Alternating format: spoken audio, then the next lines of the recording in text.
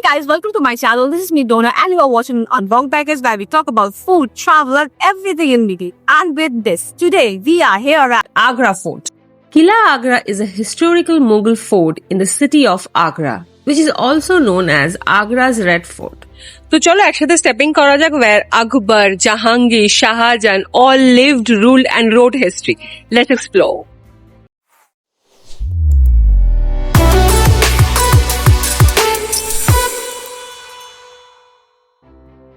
So first thing first, প্রথমেই বলে দিই তোমরা কিভাবে পৌঁছাবে। আগ্রা ক্যান্ট স্টেশন থেকে অটো বা ই রিক্সা ধরতে পারো, আর তাজমহল থেকে আসলে মাত্র 10 মিনিট লাগবে।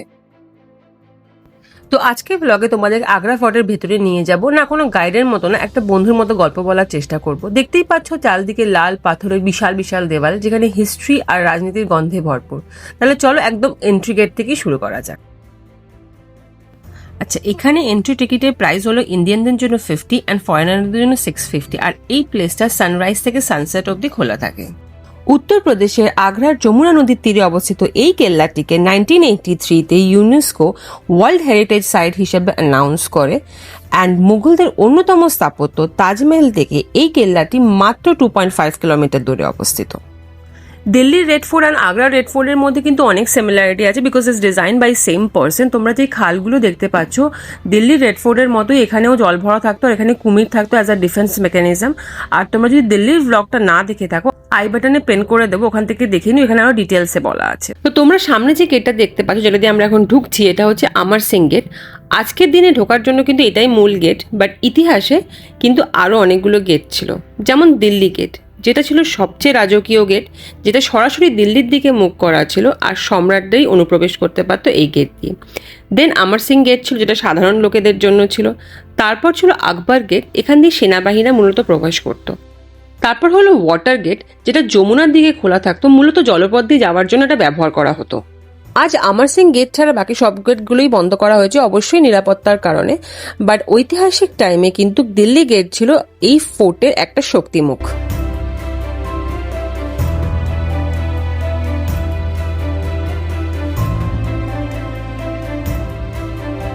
তো আমরা এখন চলে এসেছি রেড ফোর্টে, অ্যান্ড বাইরে থেকে এটাকে একটা রেড স্যান্ডস্টোনের জায়ান্ট স্ট্রাকচার দেখে মনে হচ্ছে। অ্যান্ড ভেতরে গেলে তো পুরো একটা শহর অ্যাজ ইফ, যাতে সবকিছু আছে। এই দুর্গ শুধু একটা কেল্লা নয়, এটা ছিল একসময় মুঘল সাম্রাজ্যের হৃৎপিণ্ড। তোমরা যখন আগ্রা ফোর্টের সামনে দাঁড়াবে, প্রথম যে জিনিসটা তোমাকে থামিয়ে দেবে সেটা হলো এর অবিশ্বাস্য বিশালতা। 70 ফুটের বেশি উঁচু লাল বেলে পাথরের দেওয়াল। এই দেওয়াল শুধু শত্রু আটকানোর জন্য নয়, একটা বার্তা দিত যে ভেতরে যা আছে সেটা কিন্তু সাধারণ মানুষের জন্য নয়। অমর সিং গেট, এই গেটটার নামকরণই বলে দেয় এটা আলাদা। অমর সিং রাঠোর কে ছিলেন? অমর সিং রাঠোর ছিলেন একজন রাজপুত যোদ্ধা। মুঘল দরবারে তিনি একজন সম্মানিত সেনাপতি ছিলেন, কিন্তু ইতিহাস বলে একদিন দরবারে তাকে অপমান করা হয়। রাগ, অপমান আর আত্মসম্মানের সংঘর্ষে তিনি দরবারেরই একজন মুঘল কর্মকর্তাকে হত্যা করেন। এরপর তিনি ঘোড়ায় চড়ে এই গেট দিয়ে পালিয়ে যান। এই ঘটনাই এই গেটকে ইতিহাসে অমর করে দেয়। আর অমর সিং এর মৃত্যুর পর শাহজাহান তার স্মৃতির উদ্দেশ্যে এই গেটটা নির্মাণ করেন। যে গেটটার টিকিট চেক হলো, সেই গেটটার নাম হচ্ছে নোবখানা। একদম ঢোকার সময় গেটের সামনেই এই স্ট্রাকচারটা রাখা আছে, দে আর ওয়েলকামিং আস উইথ তো। বর্তমান দুর্গটির অধিকাংশই মোগল আমলে নির্মিত হলেও সেখানে 11 শতকে নির্মিত একটি প্রাচীন দুর্গের অবস্থান ছিল। 1475 সালে আগ্রা ফোর্ট ছিল রাজা বাদল সিং এর অধীনে একটা সামরিক দুর্গ, যার নাম ছিল বাদলগড়। তারপর সুলতান সিকান্দার লোধি এই দুর্গটিকে দখল করেন। 1526 সালে দিল্লি জয়ের পর সম্রাট বাবর আগ্রা দুর্গে অবস্থান করেন। তিনি এখানে একটি বাউলি নির্মাণ করেন। 1530 সালে এই দুর্গে সম্রাট হুমায়ুনের রাজ্যাভিষেক হয়। 1540 সালে হুমায়ুন শেরশাহের কাছে পরাজিত হন। 1555 সাল পর্যন্ত এই দুর্গ শেরশাহের দখলে থাকে। এরপর হুমায়ুন আগ্রা দুর্গ পুনরুদ্ধার করেন। ফোর্টটা কিন্তু বাইরে থেকে দেখতেই শুধু রেড স্যান্ডস্টোনের, বাট ভেতরে গেলে কিন্তু all together different ball game. It has white marble, carvings, gardens, fountains, full Mughal style luxury there. চলো ভেতরে যাওয়া যাক।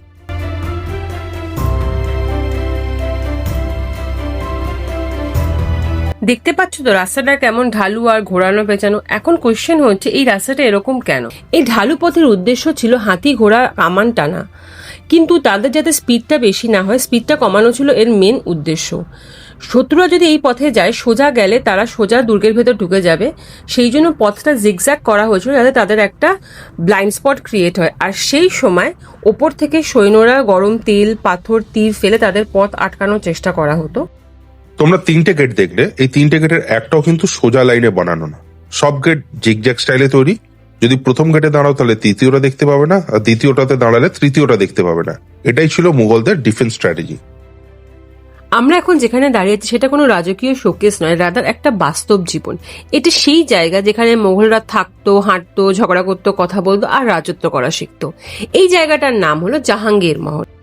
Now we step into Jahangir Mahal, and first thing I want you to understand that this is not just a place to build impress others. This is not Diwani Am.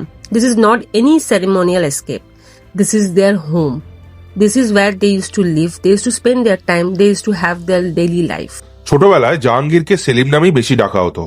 দাসীরা তাকে গোলাপ জল দিয়ে এখানে স্নান করাতো। এটা একটাও জোড়া নেই, পুরোটা এক পাথরের তৈরি। এই যে একটানা পাথরের তৈরি স্নান কুণ্ডু, এটাই জাহাঙ্গীরের স্নান স্থান।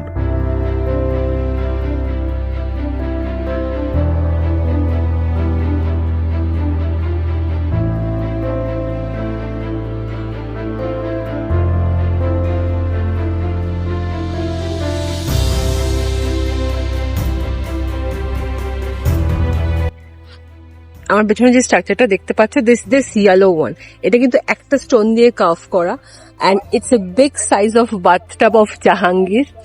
আকবরের ছেলে ছিল, অ্যান্ড এটা ওর মামা মান সিং ওকে গিফট করেছিল। Royalty, pure royalty. এই ট্যাঙ্কটা 5 ফুট উঁচু আর এর রেডিয়াস হচ্ছে 25 ফিট। এর বাইরের দিকে যে রিমটা আছে সেখানে ফরাসি ভাষায় শিলালিপি লেখা আছে, যা হাউজে জাহাঙ্গীর বলে উল্লেখ করা।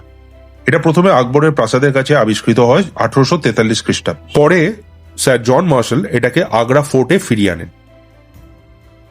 তো তোমরা কি জানো এই জায়গাটার নাম জাহাঙ্গীর মহল কেন হয়েছে? এই জায়গাটা বানানো হয়েছিল এম্পায়ার আকবরের দ্বারা 1600 শতকের শেষের দিকে, যখন আগ্রা ছিল মোগল এম্পায়ারদের ক্যাপিটাল।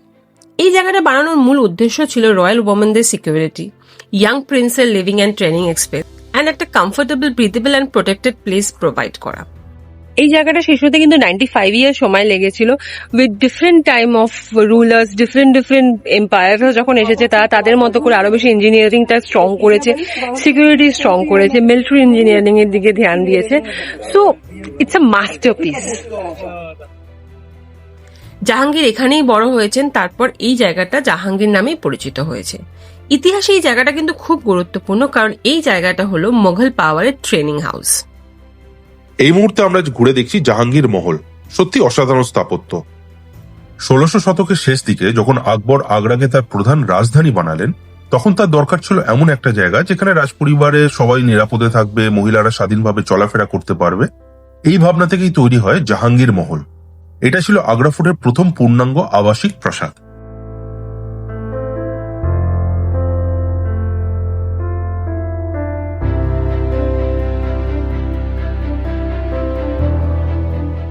এটা হচ্ছে সেন্ট্রাল কোর্টইয়ার্ড। এই উঠোনটা কিন্তু পুরো মহলের প্রাণ। এখানে সকালে শুরু হতো শিশুদের খেলাধুলা, রানী ও দাসীদের চলাফেরা, শিক্ষকরা রাজপুত্রের শিক্ষা দিতেন। এই উঠোনটা ছিল আলো দেওয়ার জন্য, বাতাস চলাচলের জন্য, সব ঘরের সংযোগের জন্য। মুঘলরা জানতো যে বাড়িঘর মানে শুধু ঘর না, বাড়িঘর মানে হচ্ছে খোলা আকাশ। তাহলে যে কক্ষগুলো দেখা যায় সেগুলো হচ্ছে রানীদের লিভিং রুম। এখানে রানীরা পরস্পরের সাথে কথা বলতো, পরিবারের সিদ্ধান্তে প্রভাব ফেলতেন, সন্তানদের বড় করতেন। মুঘল ইতিহাসে নারীরা পর্দার আড়ালে থেকেও অত্যন্ত প্রভাবশালী ছিলেন। সেই ঘরগুলো এই প্রভাবের নীরব কেন্দ্র। আর রানীদের যে শোয়ার ঘর আছে সেই ঘরগুলো মূল চলাচলের পথ থেকে অনেক দূরে, তুলনামূলক অন্ধকার, ঠান্ডা রাখার মতো নকশায় তৈরি। শয্যা ছিল কাঠের নিচু মাচা, তার ওপর গালিচা, আর ঋতু অনুযায়ী বিছানা হতো। যেমন গ্রীষ্মে মেঝেতে জল ছিটানো হতো, পাতলা কাপড় ব্যবহার করা হতো, আর শীতেই মোটা গালিচা আর লেপ কম্বল দিয়ে সেই বিছানাগুলোকে তৈরি করা হতো। এই ঘরগুলো কিন্তু বিলাসবহুল ছিল না, কিন্তু খুব বুদ্ধিমত্তার সাথে এগুলোকে ডিজাইন করা হয়েছিল। বিয়ের পর দহেজ হিসেবে তার সাথে এসেছিল প্রায় 300 দাসী। এই সমস্ত মহিলাদের থাকার জন্য তৈরি করা হয়েছিল এই ছোট ছোট ঘরগুলো। লক্ষ্য করলে দেখবে প্রত্যেকটা ঘরের উচ্চতা ইচ্ছাকৃতভাবে কম রাখা হয়েছে, যাতে ভেতরে ঢোকা বা বেরোনোর সময় মাথা নত করে চলতে হয়। এই ঘরগুলোর দেওয়ালে যে গোল গোল ছিদ্রগুলো দেখা যাচ্ছে, আগে সেখানে পর্দা টাঙানোর জন্য রিং ব্যবহার করা হতো, আর ওপরে খোদাই করা আছে পদ্ম ফুলের নকশা, যা হিন্দু ধর্মে অত্যন্ত পবিত্র হিসাবে বিবেচিত। এই সমস্ত কক্ষই ছিল দাসীদের জন্য। ওপরে যে ছিদ্রগুলো দেখা যাচ্ছে সেগুলো মূলত বাতাস চলাচলের জন্য, অর্থাৎ প্রাকৃতিক ভেন্টিলেশনের ব্যবস্থা।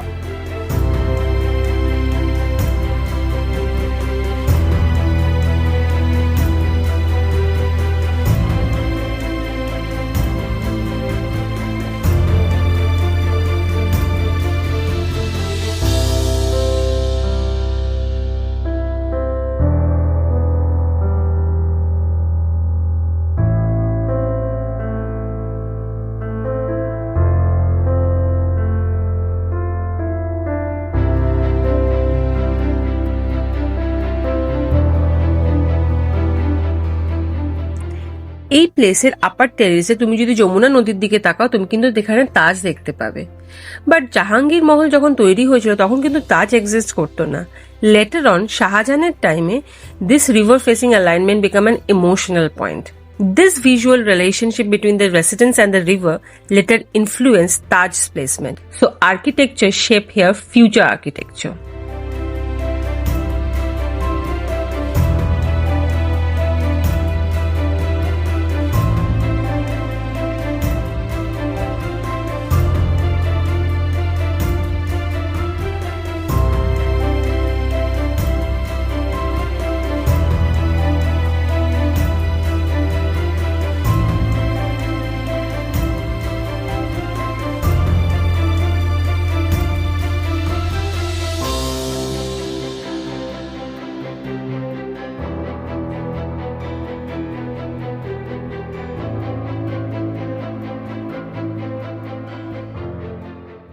এখানে যে নালার মতো কাঠামোটা দেখছো সেটা সাধারণত ড্রেনেজ মনে হলো, আসলে এটা একটা রেইন ওয়াটার হারভেস্টিং সিস্টেম। ছাদে বৃষ্টির জল পড়লে চ্যানেলের মাধ্যমে তা এই ট্যাঙ্কে এসে জমা হতো এবং অতিরিক্ত জল সরাসরি নদীতে চলে যেত। টানা বৃষ্টির সময় যাতে জল জমে না যায় সেই জন্য চারিদিকে ঢাল ও র্যাম্প তৈরি করা হয়েছে, যাতে ওভারফ্লো জল ছোট ছোট জালির মাধ্যমে আবার যমুনা নদীতে ফিরে যায়। এর ফলে প্রাসাদের ভেতরে জল ঢোকার কোনো আশঙ্কা থাকতো না। এই জায়গাটা মূলত হাঁটার জন্য তৈরি। গরমের সময় সম্রাট ও তার পরিবার এখানে এসে ঠান্ডা হাওয়া উপভোগ করতেন। একসময় যমুনা নদী কেল্লার একদম গা ঘেঁষে বইত, তাই এখনকার বাতাস ছিল অত্যন্ত শীতল। এখানে প্রবেশ এখন নিষিদ্ধ, কারণ অতীতে অনেক দুর্ঘটনা ঘটেছিল। এই কাঠামোটার উচ্চতা প্রায় 300 ফুটের কাছাকাছি। সো তোমরা এখানে আসলে কিন্তু একটা রাফ আইডিয়া পেয়েই যাবে how Mughal family use to live, how women use to influence power, how intelligent shape become a comfort. মুঘলদের লাইফটা একটা আনফিল্টার্ড ভার্সন কিন্তু তোমরা এখান থেকে পেয়ে যেতে পারো। এখন আমরা আগ্রা ফোর্টের সেই অংশে দাঁড়িয়ে আছি যেখান থেকে মুঘল স্থাপত্য ধীরে ধীরে লাল পাথর থেকে সাদা মার্বেলের দিকে যাত্রা শুরু করে। এই অংশটার নাম হচ্ছে শাহজাহানি মহল। শাহজাহানি মহল অবস্থিত লাল পাথরের জাহাঙ্গীর মহল এবং সাদা মার্বেল খাস মহলের মাঝখানে। দুটি ভিন্ন সময়, দুটো ভিন্ন রুচির আবাসিক কমপ্লেক্সের মধ্যে এক ধরনের সেতু বন্ধন। এই প্রাসাদ ছিল মুঘল সম্রাট শাহজাহানের আগ্রা ফোর্টে নির্মিত প্রথম প্রাসাদ। So right now we step into Anguri Bagh. Name suggested all. আঙ্গুরের ভেন ছিল একসময় এখানে, সেই জন্য এই নামটা। এটা বেসিক্যালি রাজা মহারাজারা আঙ্গুরের ছায়ার মধ্যে দিয়ে হাঁটতে পছন্দ করত। So for that they made all this big beautiful structure. এই বাগানটা তৈরি করেছিল হচ্ছে শাহজাহান। শাহজাহানি মহলের ঠিক সামনেই তৈরি করেছিল। এটা একটা প্রাইভেট বাগান ছিল, সাধারণ লোকেদের এখানে আসার কোনো অনুমতি ছিল না। এখানে শুধুমাত্র শাহজাহান নিজে, রয়্যাল ফ্যামিলি আর কিছু সিলেক্টেড কোটিয়ার্সরা আসতো। আঙ্গুরি বাগান তৈরি করা হয়েছিল 4 ভাগের লেআউটে, 4 ভাগে বিভক্ত বাগান, মাঝখানে জলের চ্যানেল, একদম জিওমেট্রিক সিমেট্রি। এখানে নবাবরা কিন্তু শুধু ওয়াকে আসতো না, রাদার এখানে অনেক পারফরমেন্স হতো, নাচ গান হতো। যখন রয়্যাল গেস্টরা আসতো এইখানে তাদেরকে এন্টারটেইন করানো হতো, poetry, folk dance and all this things হতো এখানে এই বাগানে। আরেকটা ইন্টারেস্টিং পার্ট, এই যে বাগানটা আছে এই বাগানের নিচে কিন্তু রয়্যাল হামাম ছিল, যেখানে এম্পায়ার কুইন তারা they use to take royal spa. তো বেসিক্যালি এটা ছিল যে ওপরে ঠান্ডা গ্রেপস এর গার্ডেন আর নিচে warm cosy spa room, luxury to that pick.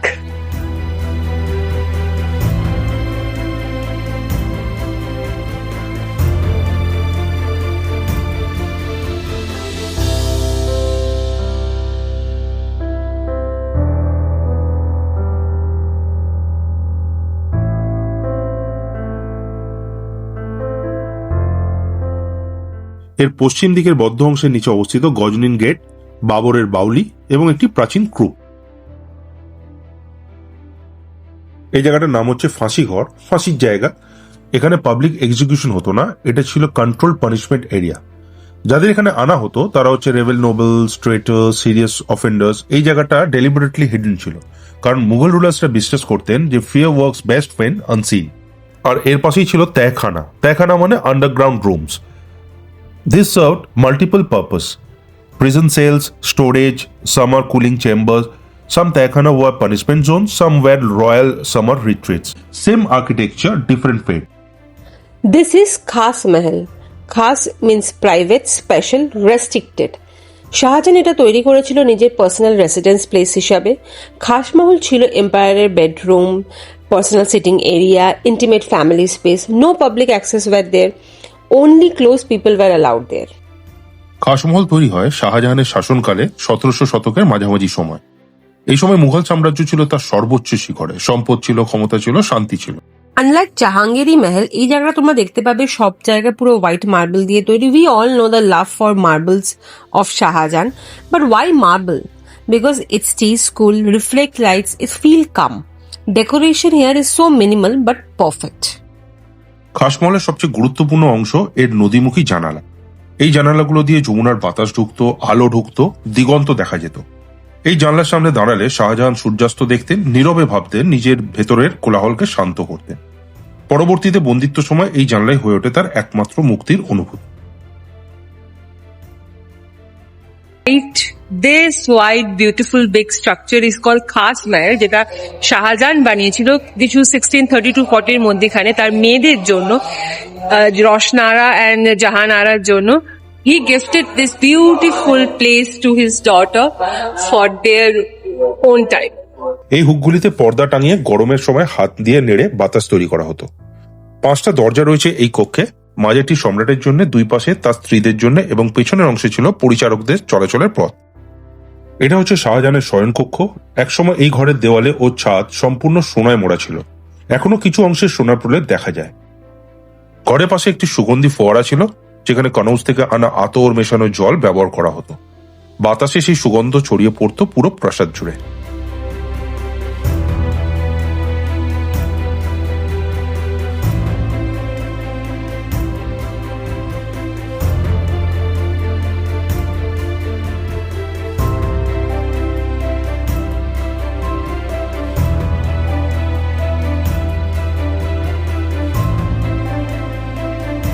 খাস মহলটা বানিয়েছিল ওদের মেয়ের জন্য। ওর ঠিক পাশেই দুটো এরকম স্ট্রাকচার বানিয়েছে পালকি শেপের, একটা জাহানারা একটা রসনারার জন্য বানিয়েছে। সেটা শাহজাহান বানিয়েছিল যেহেতু তার মেয়েদের জন্য। তিনি চাইতেন তার মেয়েরাও, সব বাবা যেরকম চাই যে বিয়ে হোক, পালকিতে বসুক। উনি যখন মারা যান তার আগে পর্যন্ত তার মেয়েরা বিয়ে করেনি, তো সেই জন্য উনি as all father he also wanted to see his daughter married. তো সেইটা রিপ্রেজেন্টেশনের জন্য এইরকম স্ট্রাকচারের একটা প্লেস বানিয়েছিল। এখানে সে ওরা বসতো, গল্প করতো, হাওয়া খেতো। এখান থেকে তাজমহলটা বড় দেখায়। আ perfect place for optical illusion.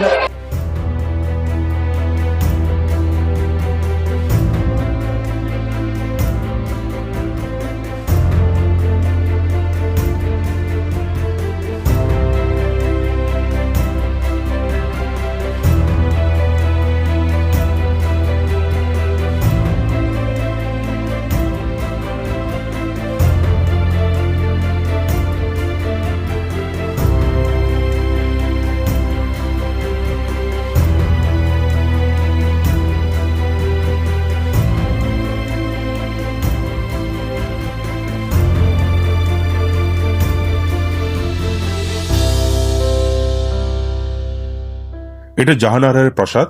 এর সামনে দাঁড়িয়ে যদি দেখো তাহলে তাজমহলটাকে বড় দেখাবে, কিন্তু ভেতরে ঢুকলে ছোট লাগবে। এটা কোনো জাদু না, এটা জাস্ট অপটিক্যাল ইলিউশন।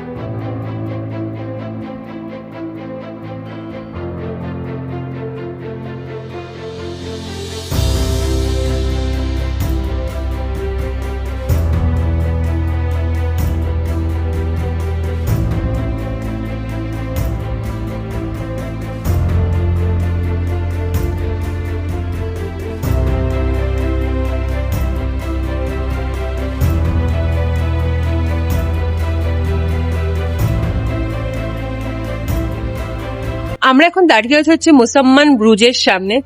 এই জায়গাটা কিন্তু শুধু একটা ব্যালকনি নয় বা শুধু একটা করিডর নয়, এটা একটা সেই প্লেস যেখানে একটা glorious story turn into a tragic one. Yes, এখানে শাহজাহান তার জীবনের লাস্ট 8টা বছর নজরবন্দি হয়ে কাটিয়েছিলেন। তার ছেলে ঔরঙ্গজেব তাকে এখানে বন্দি করে রেখেছিলেন। Just imagine a man who turn a marble into poetry. সেই মানুষটা এখান থেকে শুধু সেটাকে দেখিয়েই গেছে। So tragic. এই অষ্টভুজাকার টাওয়ারটির নাম মুসাম্মান ভুজ, যা বিদেশি ঐতিহাসিকদের কাছে পরিচিত শাহ ভুজ নামে। আকবর প্রথমে এটি লাল পাথরে নির্মাণ করেন ঝাড়খা দর্শনের জন্য।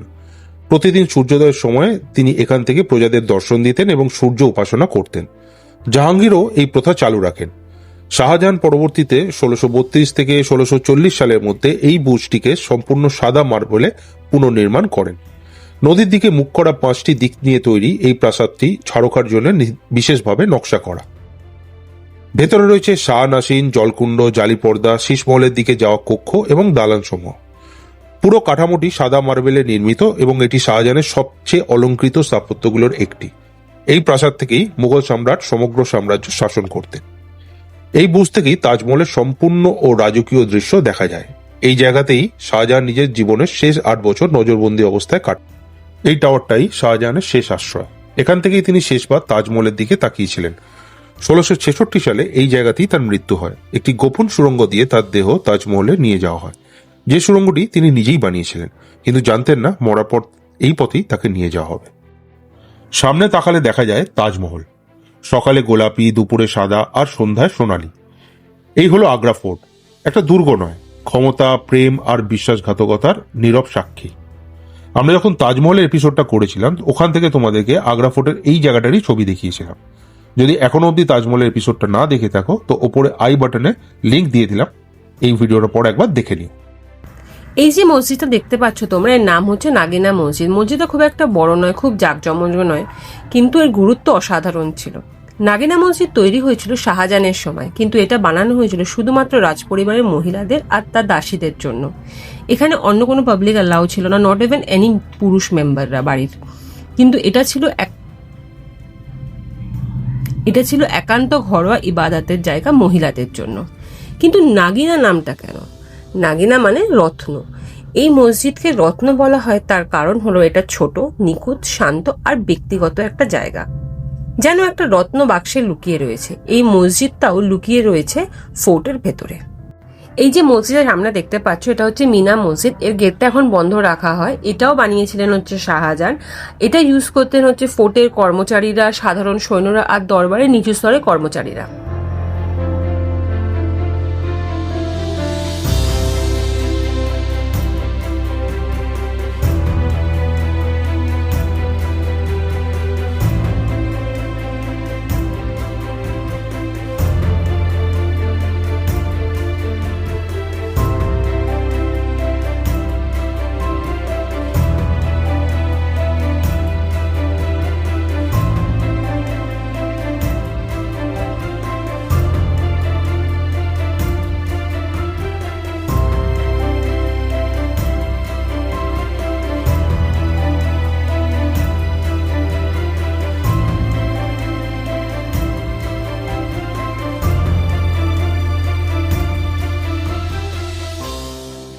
এটা দিওয়ানে খাস অর্থাৎ বিশেষ দরবার।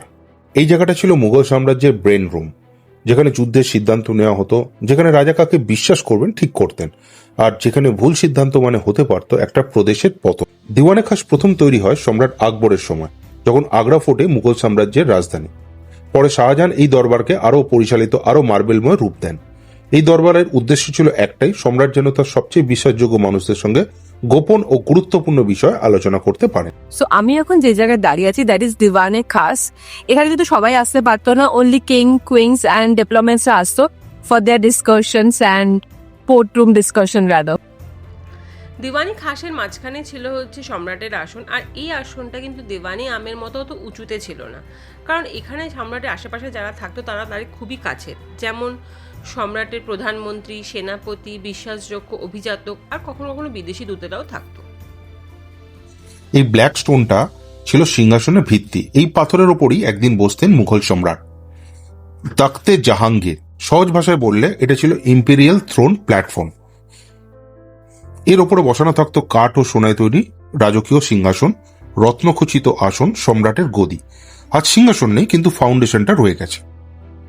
এর চার কোণায় আছে পিয়েট্রা ডিউরা ইনলে, মূল্যবান পাথরের কাজ আর জ্যামিতিক নকশা। এই কাজগুলো শুধু সৌন্দর্যের জন্য না, চার কোণা প্রতীকী অর্থ বহন করত। চার দিক, চার প্রদেশ, চারদিকের ওপর সম্রাটের কর্তৃত্ব। অর্থাৎ এই সিংহাসন থেকে সম্রাট বলতেন চারদিকই আমার অধীনে। 1739 সালে নাদির শাহ আগ্রা ও দিল্লি লুট করেন। তিনি নিয়ে যান পিকক থ্রোন, রত্ন, রাজকীয় আসবাব, কিন্তু এই ভিত্তিগুলোকে কিন্তু এখানেই রেখে যান। আর এই যে সাদা মার্বেলের এই প্ল্যাটফর্মটা দেখতে পাচ্ছ, এটা কিন্তু কোনো ডেকোরেশন না, এটা ছিল শাহজাহানের আসল সিংহাসনের মঞ্চ। এটাই হলো Takhte Shah Jahan, the imperial marble throne of platform. Nadir Shah যখন লুট করতে এসেছিল তখন ও সবকিছু নিয়ে গেছিল উইথ সিংহাসন, বাট এই প্ল্যাটফর্মটা এখানেই রেখে গেছিল। অপোজিটে হচ্ছে Shahi Hamam. So this entire place was for royals. Shahi Hamam তৈরি করা হয়েছিল সম্রাট আকবরের সময়, পরে জাহাঙ্গীর ও শাহজাহানের আমলে এটাকে আরো উন্নত করা হয়। শাহী হামাম মেনলি রয়্যালসদের জন্যই তৈরি করা হয়েছিল। এই হামামের ইঞ্জিনিয়ারিংটা ছিল হচ্ছে মোটা দেওয়াল, ছোট জানলা, গম্বুজ আকৃতির ছাদ, সবকিছু ইন্টেনশনাল ছিল প্রাইভেসি মেনটেন করার জন্য। আর এখানে 3 ধরনের জলধারা ছিল, একটা গরম, উষ্ণ আর ঠান্ডা। আর এই বিল্ডিং এর নিচেই আরেকটা চেম্বার আছে উইচ ইজ কল দিওয়ানে আম, যেখানে এম্পায়ার বসতো সাধারণ লোকের কথাবার্তা শোনার জন্য, which was a court room of that time.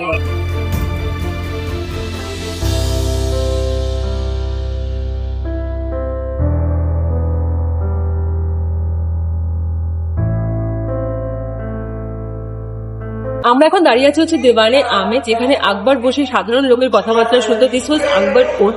আর এই পিলার গুলো দেখতে পাচ্ছি, পিলার গুলো কিন্তু কেউ একটার পিছনে একটা নয়, সব একটু একটু ডিস্টেন্স আছে, কারণ আকবর চাইতেন যাতে সভাতে থাকা সব লোকেরা তিনি দেখতে পারেন, কেউ কোনো পিলারের পেছনে না। ওখানে একটা হাইটেড দেখতে পাবে, ওখানে আকবর বসতো। আর নিচে তার 9টা অ্যাডভাইজারি ছিল, নিচে 9টা মার্বেলের স্টোন রাখা ছিল, সিট গুলো। আর মধ্যেখানে থাকতে হচ্ছে বীরবল, কারণ এতদিন কি আকবর বেশি পড়াশোনা জানতেন না, তো Birbal was his brain behind that. তো উনি মধ্যখানে বসতেন আর চারপাশে আলাদা অ্যাডভাইজাররা বসতেন। আগ্রা ফোর্টের দিওয়ানে আম প্রথম গড়ে ওঠে সম্রাট আকবরের সময়। পরে শাহজাহান এটিকে নতুন করে গড়ে তোলেন, আরো বড়, আরো সুশৃঙ্খল রূপে। এই জায়গার মূল উদ্দেশ্য ছিল একটাই, সম্রাট যেন জনগণের সামনে উপস্থিত থাকেন। মুঘল শাসনে দিওয়ানে আম মানে ছিল রাজকীয় ট্রান্সপারেন্সি। সম্রাটের আসনের পেছনে যে খিলানটা আছে ওটা শুধু ডিজাইন না, এই খিলান ছিল সিম্বলিক ক্যানোপি। ইসলামিক ও মুঘল স্থাপত্যে খিলান মানে সুরক্ষা, ঈশ্বরের ছায়া। মানে সম্রাট একা বসছেন না, তার মাথার ওপরে ঈশ্বরের ন্যায় বিচারের ছায়া রয়েছে। সম্রাট আকবরের সময় নবরত্নেরা নিয়মিত দিওয়ানে আমে উপস্থিত থাকতেন। কারা ছিলেন এই নবরত্নরা? আবুল ফজল, যিনি ইতিহাসে কলম ছিলেন, আকবরের প্রধান উপদেষ্টা। ফয়জি, যিনি বিদ্যা ও দর্শনের রত্ন ছিলেন। ফয়জি ছিলেন কবি, দার্শনিক। রাজা বীরবল, বুদ্ধি ও রসবোধের নায়ক ছিলেন বীরবল। রাজা মানসিং, সামরিক শক্তির মুখ ছিলেন রাজা মানসিং। টোডরমল, রাজস্ব ও প্রশাসনের মস্তিষ্ক ছিল। আব্দুল রহিম খানে খানা, সেনা ও সাহিত্য একসাথে, তিনি ছিলেন সেনানায়ক, কবি, কূটনীতিক। এই নবরত্নরা সম্রাটের কথা অনুবাদ করতেন, জনগণের কথা ব্যাখ্যা করতেন, আবেগ আর আইনকে ভারসাম্য রাখতেন। এই আসনে বসা একজন মানুষ কথা বলতেন, কিন্তু তার চারপাশে দাঁড়িয়ে ছিল 9টা মেধা, 9টা বুদ্ধি, 9টা চোখ, যারা একসাথে একটা সাম্রাজ্য চালাতো। দিওয়ানে আমে শুধু অভিযোগ শোনা হতো না, এখানে শাস্তিও ঘোষণা করা হতো, পুরস্কার দেওয়া হতো, প্রশাসনিক আদেশ জারি করা হতো। অনেক সময় একজন সাধারণ মানুষও সম্রাটের কাছ থেকে সরাসরি ন্যায় পেত। এই কারণেই মুঘল শাসন দীর্ঘস্থায়ী হয়েছিল। এই দিওয়ানে আমের সামনে জন রাসেল কেলভিনের সমাধি রাখা আছে। জন রাসেল কেলভিন ছিলেন ব্রিটিশ ইস্ট ইন্ডিয়া কোম্পানির উচ্চপদস্থ অফিসার। তিনি মারা যান 1857 সালে সিপাহী বিদ্রোহের সময়। সিপাহী বিদ্রোহ যখন শুরু হয় তখন চারিদিকে এত বিদ্রোহ, অস্থিরতা ছিল, কলভিন তখন আগ্রা কোর্টের ভেতরেই আশ্রয় নেন এবং সেখানেই তিনি মারা যান এবং তাকে এখানেই সমাধিস্থ করা হয়।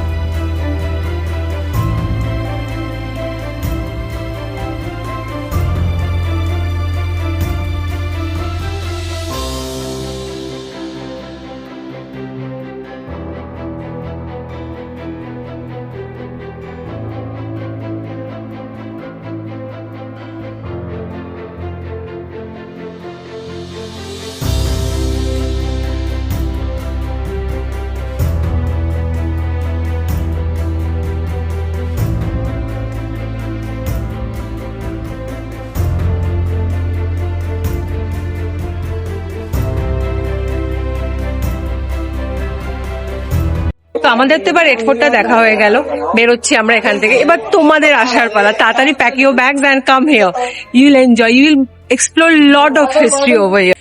খুব ভালো লাগবে। অ্যান্ড তোমাদের যদি এই ভিডিওটা ভালো লেগে থাকে, আমাদের প্রেজেন্টেশন ভালো লেগে থাকে, you know what you have to do, you have to like our video, you have to share with your friends and family, আর সাবস্ক্রাইব যদি না করে থাকো, প্লিজ ডু দ্যাট।